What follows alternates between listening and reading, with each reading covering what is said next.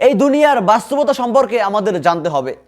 এই দুনিয়ায় আমরা কেন আসলাম, কি নিয়ে যাব, আমরা এই দুনিয়ায় যা করছি, যা করব, এগুলো কি সবই বৃথা?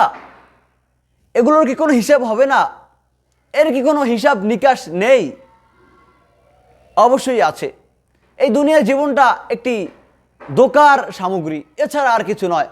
মহান রব্বুল আলামিন কুরআনে পাকে ইরশাদ করেন, কুল্লু নাফসিন যায়িকাতুল মাউত, প্রত্যেক প্রাণীকেই মৃত্যুর স্বাদ আস্বাদন করতে হবে।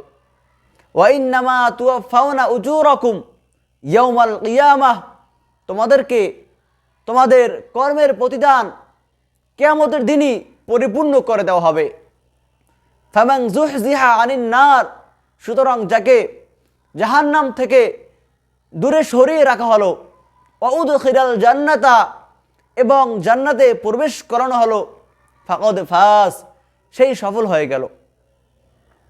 এরপরে মহান রব্বুল আলামিন বলেন, অমল হায়াতুদ দুনিয়া ইল্লা মাতাউল গুরুর, এই দুনিয়ার জীবন কেবল ধোঁকার সামগ্রী ছাড়া আর কিছু নয়। এই দুনিয়ার জীবন ধোঁকার উপকরণ ছাড়া আর কিছু নয়।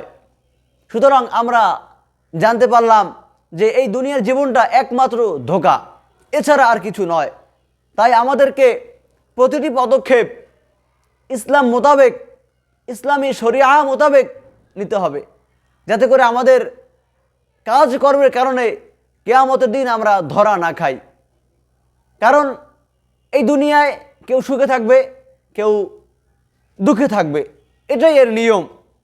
কেউ সফল হবে, কেউ ব্যর্থ হবে, এটাই এই দুনিয়ার নিয়ম।